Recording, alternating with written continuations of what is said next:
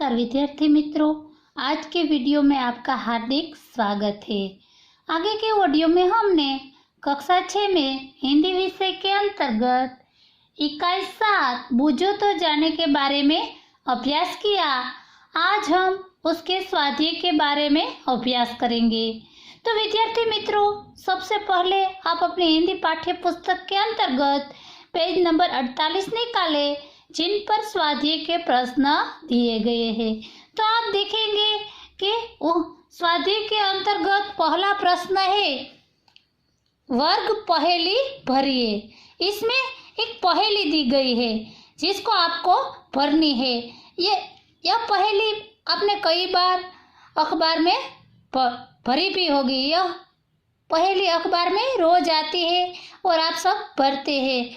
यह पहेली भरने से हमारे दिमाग की शक्ति बढ़ती है, हमारे तर्क शक्ति बढ़ती है, हमारी बुद्धि का विकास होता है।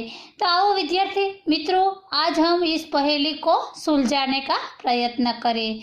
तो आप देखेंगे कि इसमें बाएं से दाएं यानी कि डाबी थी जमनी तरफ, इसे आड़ी चाबी कहते हैं। और ऊपर से नीचे इस तरह दो चाबियां है, उसके माध्यम से हमें यह पहेली भरनी है। तो पहले देखेंगे कि बाएं से दाएं, पहले बाएं से दाएं फिर ऊपर से नीचे। तो पहले है कि नए जमाने का आजकल का, नए जमाने का आजकल का, उसका समानार्थी शब्द लिखना है। वो जो 4 वर्णों का यानी कि 4 अक्षरों का है। तो नए जमाने का आजकल का उसे क्या कहते हैं? आधुनिक। तो इस तरह आपको क्या लिखना है? आधुनिक लिखना है। इस तरह 4 वर्ण आधुनिक। उसके बाद आएगा ऊपर से नीचे, ऊपर से नीचे। तो ऊपर से नीचे तो इस तरह ऊपर से नीचे। तो उल्लास खुशी हर्ष, उल्लास खुशी हर्ष 3 अक्षरों का शब्द है। उल्लास खुशी हर्ष को क्या कहेंगे? तो उल्लास खुशी हर्ष को कहेंगे आनंद, आनंद। इस तरह आनंद। एक चाबी हो गई।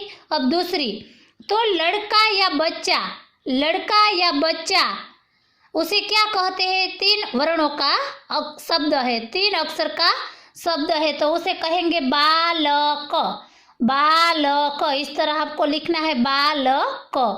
उसके बाद यहाँ पर देखेंगे दूसरा, ऊपर से नीचे में हाथ, हाथ, हाथ का समानार्थी शब्द लिखना है। दो अक्षरों का शब्द है, 2 वर्णों का शब्द है। को हाथ को कहेंगे क र, इस तरह। अब आगे देखेंगे रात और निशा, रात और निशा को समानार्थी शब्द क्या होता है? 3 अक्षरों का, 3 वर्णों का शब्द है। रात और निशा को कहेंगे रजनी। इस तरह आपको लिखना है रजनी, रजनी। उसके बाद यहाँ पर तीसरा है वचन संस्थापक। वचन संस्थापक को क्या कहेंगे? उसका समानार्थी शब्द लिखना है। 2 वर्णों का शब्द है, तो उसे कहेंगे बानी। इस तरह आपको लिखना है बानी।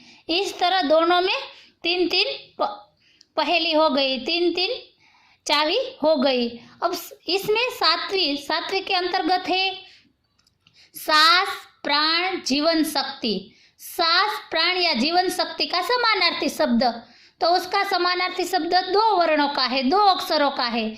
तो यह है द म। इस तरह आपको लिखना है द म।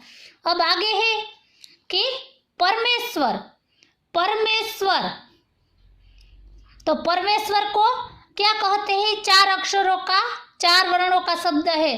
तो परमेश्वर को दूसरा नाम है करतार, करतार, करतार यानी कि परमेश्वर।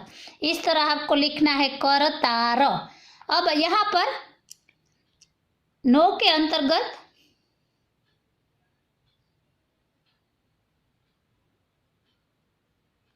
सांस प्राण जीवन शक्ति, सांस प्राण जीवन शक्ति। तो सांस प्राण जीवन शक्ति को क्या कहेंगे?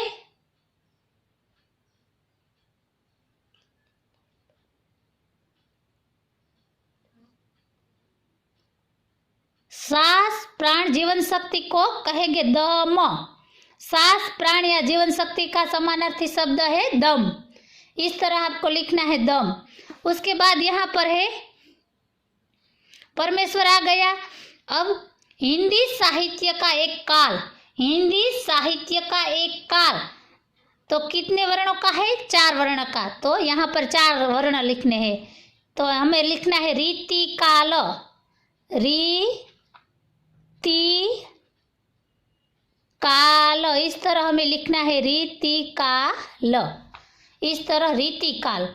तो अब यहाँ पर देखेंगे अपमान या बेइज्जती। अपमान या बेइज्जती को क्या कहेंगे?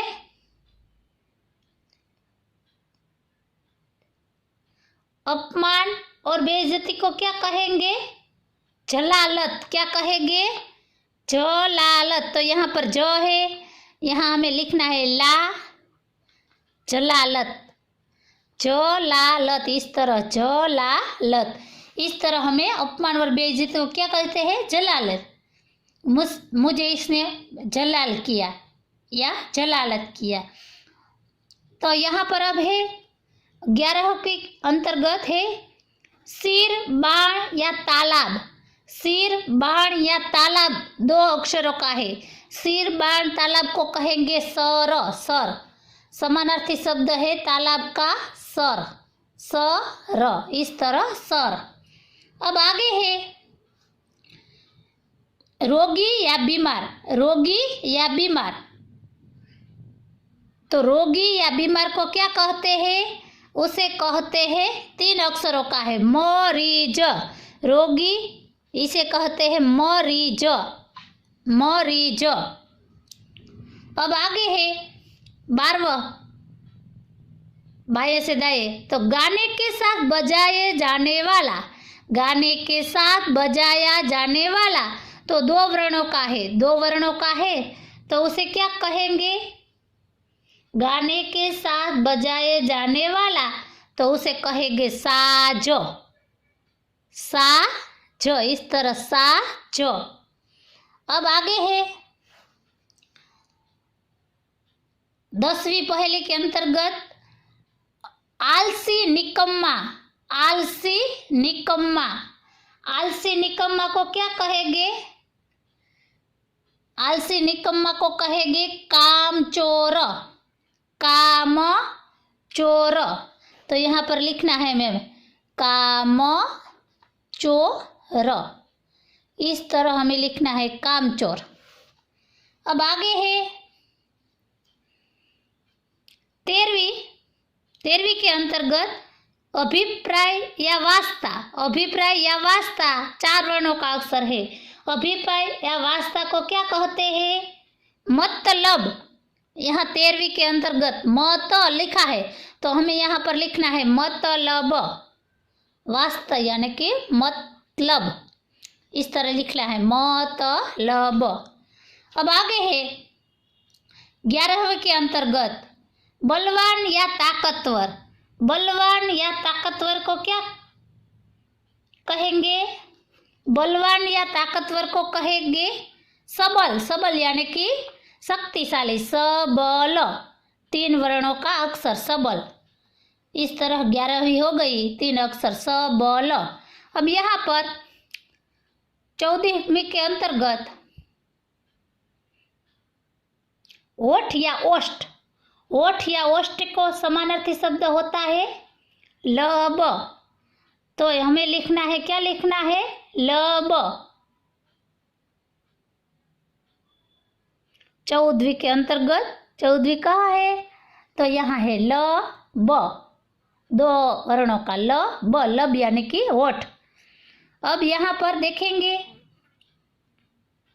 12वीं के अंतर्गत 12वीं कहाँ है? तो 12वीं यहाँ है। तो प्रत्यक्ष, भेंट या मुलाकात। प्रत्यक्ष, भेंट या मुलाकात 4 वर्णों का है। उसे प्रत्यक्ष, भेंट या मुलाकात को क्या कहेंगे? साक्षात्कार। सा इधर है तो क्षा का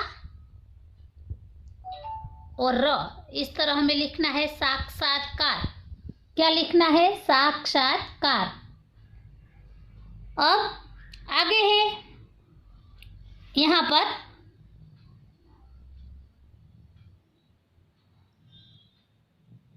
अब 16वीं के अंतर्गत देखें तह या स्तर, तह या स्तर, तो 16वीं इधर है। तह या स्तर को क्या कहते हैं? 3 अक्षर का परत, परत, इस तरह यह पहेली बन गई परत। तो अब यहाँ पर 15वां इधर है, किधर गया? तो 15वां शब्द है इधर, तो ब लिखा है, तो हमें क्या लिख? शरीर या देह, शरीर या देह का समानार्थी शब्द बनता है बदन, 3 वर्णों का बदन, इस तरह 15वां बदन। 16वां गया। अब 18 के अंतर्गत देखेंगे तो खाद्य सामग्री या अनाज, 18वां इधर है, खाद्य सामग्री या अनाज का समानार्थी शब्द 3 वर्णों का, तो उसे कहेंगे रसद, रसद, इस तरह रसद, रसद हो गया।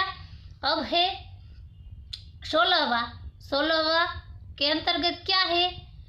ओहवा दर्जा या पाव का ओहदा दर्जा या पाव का समानार्थी शब्द 2 वर्णों का है, तो उसे क्या कहेंगे? पद। तो यहाँ पर लिखा है पद। पाव को क्या कहते हैं? पद।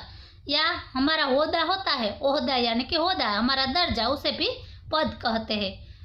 एक तो उसका समानार्थी शब्द पाव होता है और पद का दूसरा शब्द होता है ओहदा यानी कि होदा। अब 19 के अंतर्गत आएगा, 19 इधर है, यश की कथा, यश की कथा 4 वर्णों का शब्द है, तो उसे कहेंगे यशोगान, इस यशोगान,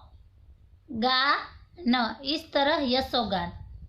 या अब 17वीं के अंतर्गत है, इसमें 17वीं के अंतर्गत है निश्चित या निर्णित, 2 वर्णों का है, निश्चित या निर्णित, तो उसे क्या कहेंगे? तय, तय यानी कि नक्की, तय यानी निश्चित, तो इस तरह तय।